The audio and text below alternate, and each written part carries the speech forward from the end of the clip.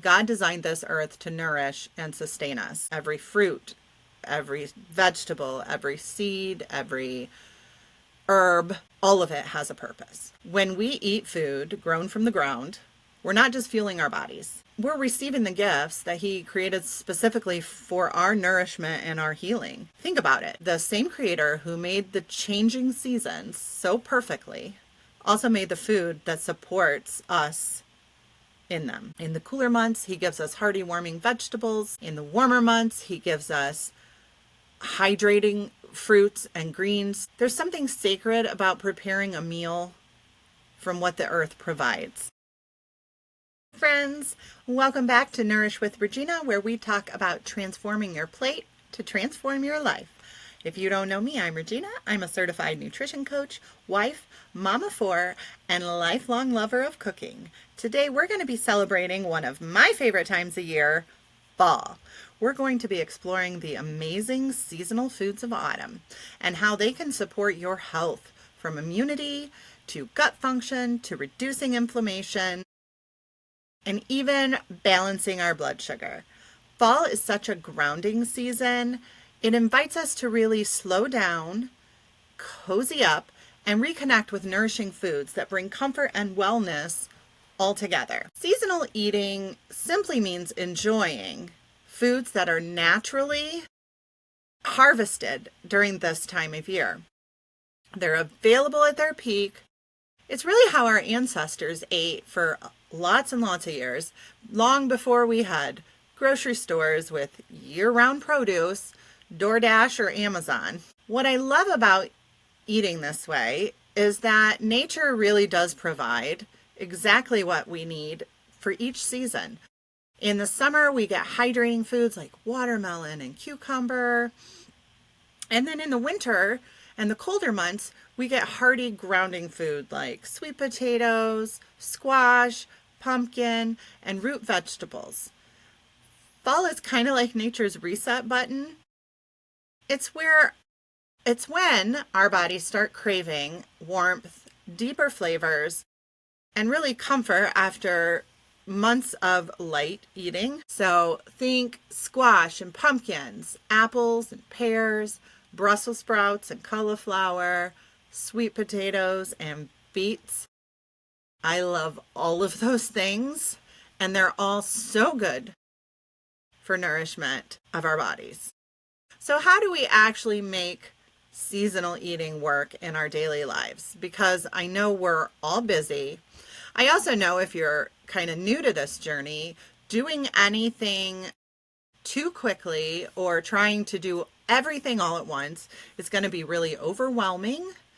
And the likelihood that you're going to stick with it and really make changes in the way you eat is slim. So we're going to start with baby steps. If you're brand new, maybe pick one fall food that you're going to use and add it to 1 or 2 meals this week. So we don't want anyone to be overwhelmed or overstimulated with any of this, because really food should be an experience and a tool that connects you with your own body and with others. So we'll talk about that more later, I promise. But maybe you just add diced apples to your oatmeal with a little cinnamon, or make a smoothie with beets and pears. That would be delicious. For lunch, maybe you're making, like, I pack my lunch every day, and so I like to batch cook. So I'll make a big tray of roasted root vegetables, and that'll feed me all week for my lunches. I just pair it with a lean protein. It's perfect. And then for dinner, maybe try a squash soup, or like a turkey pumpkin chili. Those things would be great and hearty, warming dinners for any night you have coming up. So even one of those changes can make a difference. Start where you are, not where you think you should be, and or where someone else is either. Your health journey is yours. Your experience with food is your own too. So really start with baby steps if you need to. So when we eat seasonally, our food is fresher, richer in vitamins, minerals, and nutrients, and it actually aligns closer with what our body needs at those times. So I had some interesting information when I was researching for this podcast. So if you go to an apple orchard or a farmer's market and you get apples that have been picked this month, they're going to have twice the vitamin C of ones that have been sitting in the store for months. The bright orange pumpkins, they're bursting with beta carotene that our body then converts into vitamin A. So important and amazing for your immune system and your skin. Nobody will complain about that, I'm sure. And actually absolutely perfect for this time of year as things cool down and the air seems to get drier as it gets colder. The deep reds and greens of fall produce, they're not just pretty colors. They're really phytonutrients. Each color offers something your body needs this time of year. So let's talk about that. The deep reds we find in apples and cranberries, that color comes from anthocyanins, which I'm probably pronouncing incorrectly, but it's the best I can do right now. But anyways, these are powerful antioxidants that help reduce inflammation and support heart health. They also protect your cells from oxidative stress.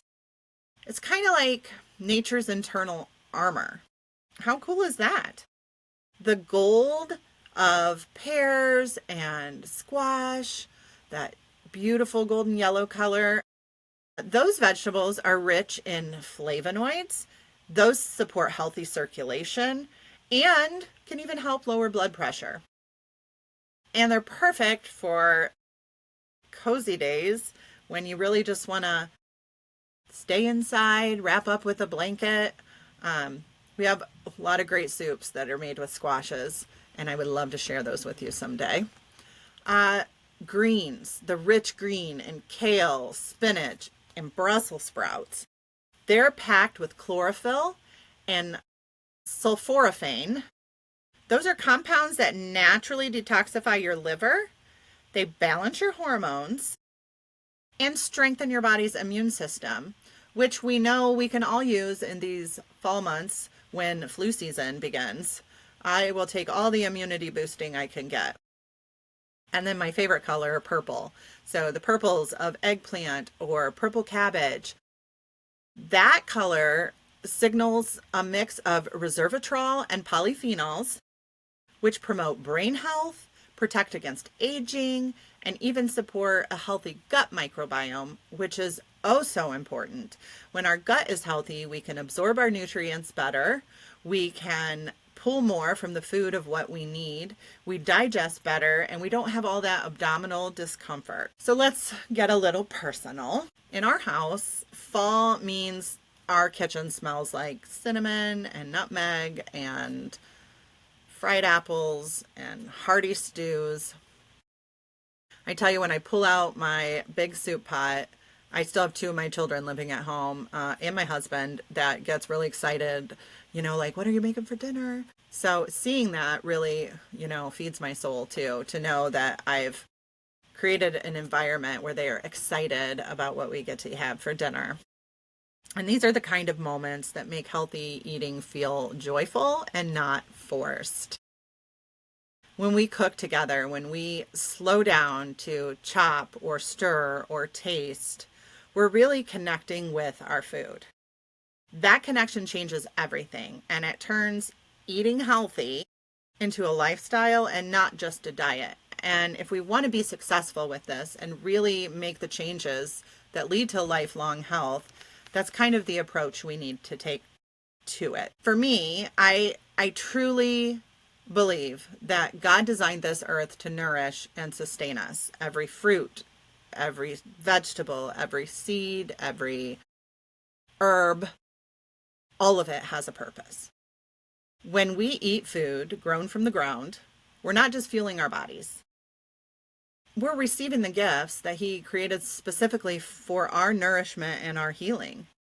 Think about it. The same Creator who made the changing seasons so perfectly also made the food that supports us in them. In the cooler months, He gives us hearty, warming vegetables. In the warmer months, He gives us hydrating fruits and greens to refresh and restore us. There's something sacred about preparing a meal from what the earth provides. I try and do a garden every year. It wasn't as successful this past summer, but there's just really something about growing your own food from seed and then watching it grow, tending to it, loving it, nurturing it, harvesting it, and then creating really amazing meals for your family to feed and nourish them. It's a whole cycle, and it's just profound when you really think about it. So I know not everybody's gardeners, and you don't have to be. That's why we have farmers and farmers markets and different things, the neighbors with all the zucchini and stuff. But if you ever get a chance to really slow down and look at it that way, it really is phenomenal. And the way God's design weaves nourishment and beauty and purpose into all of the foods is just breathtaking. And when we honor that by cooking with gratitude and intention and feeding ourselves with gratitude and intention, we're not just eating, we're participating in something phenomenal. So when I talk about nourishing your body, it's not just about macros or meal plans or counting calories. It's about recognizing that our food is a reflection of divine provision, and that it's God's way and the earth's way of saying, I made this just for you. And I love thinking about that and really in honoring ourselves and what we were created to be, and that God has given us everything is just really a profound thought. So maybe ruminate on that a little bit too. But now we're going to talk food, one of my favorite parts. I'm going to describe a few of my fall, easy peasy fall dishes that you can make this week. I'll also be doing some videos in the future of some of my favorite fall dishes. So if you want to follow along with those, be sure to like and subscribe to my YouTube channel. All right, so let's get into the recipes. These are going to be super easy and super brief. And even if you think they don't sound delicious to you yet, I just dare you to try them. So the first one we're going to do is roasted pumpkin, beets, and Brussels sprout bowl. So this is super simple and savory, perfect for meal prep. So you're just going to dice up the pumpkin and the beets and the Brussels sprouts. Brussels sprouts I cut in half. Throw them on a cookie sheet. We're going to drizzle a little bit of either olive oil or avocado oil on those. Salt and pepper. I like the peak Himalayan salt. And if you want, you can put a little bit of garlic powder on there too. Put those in the oven at 350 degrees for about 25 minutes. Maybe give them a stir halfway in between.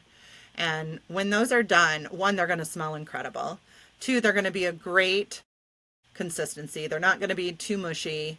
They're going to be delicious, and you can pair them with any lean protein to have really a full, well-balanced meal.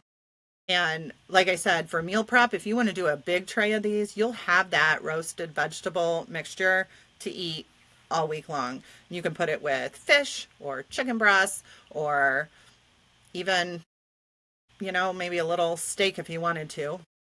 But those, that is a great way to incorporate some of these fall foods in the coming days. Next, we're going to talk about salad. I know I love a good salad. So if we want to use some seasonal foods for our salad, we can add apple and walnut. That gives that sweet, crunchy, that's really gut friendly fiber in that. Maybe with a red wine vinaigrette or a strawberry vinaigrette would be great with that. So super easy just to add some of those. You could add some pears in there too. Or even, I like chunks of roasted butternut squash in my salad. Makes it delicious. Stuffed acorn squash. This is a really pretty one I picked up at the farmer's market. A lot of times they'll be really dark green if you're not familiar with acorn squash. These are so easy to cook. Cut them in half this way, and then take the seeds out and roast them just like we did the vegetables. I drizzle just a teeniest bit of oil, salt and pepper, roast those, same amount, about 25 minutes. And then you can stuff them with whatever you want. Like ground turkey, kale, and cranberry mixture would be delicious in one of these. Maybe top with just, a couple teaspoons of Parmesan cheese.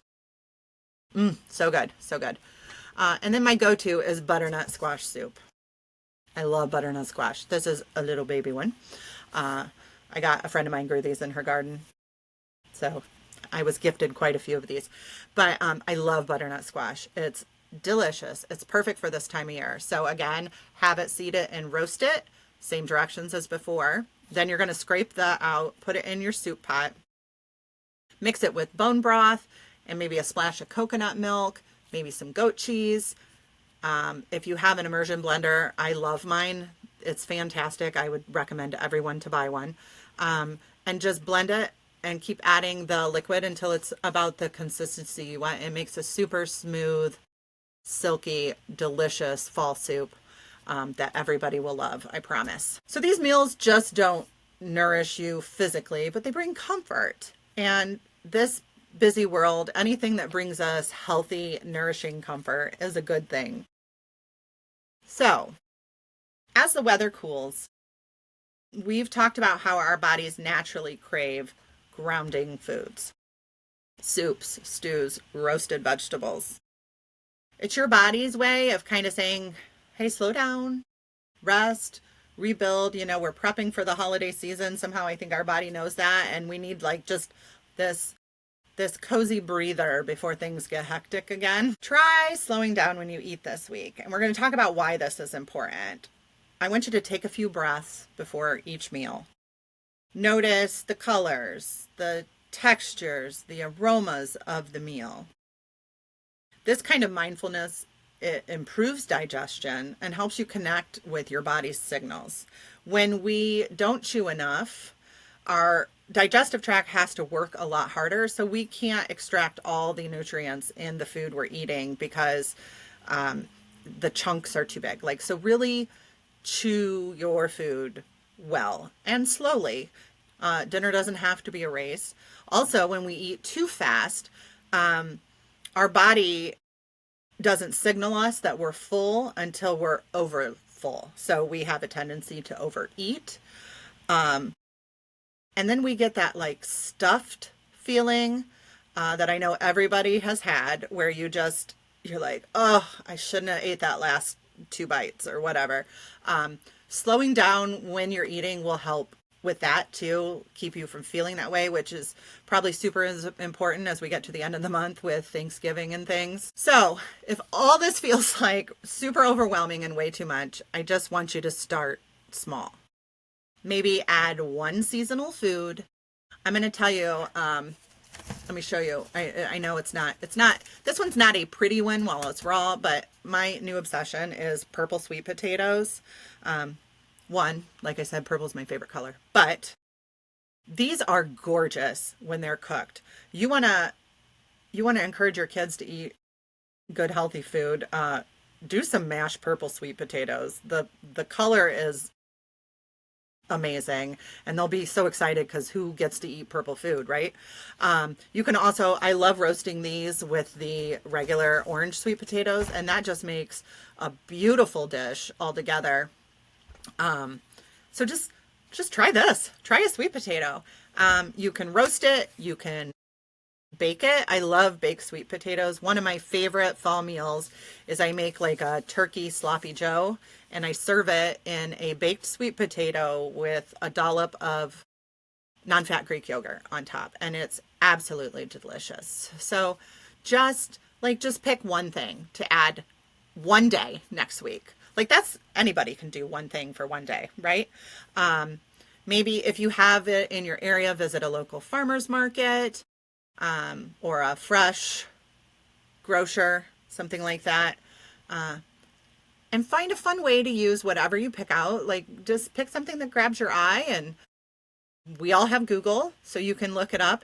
If you need more help, you can drop a message under this post here, and I'd be happy to help you. So, as we fall into health together, remember, food is information, and every meal is an opportunity to support your body in the best ways possible.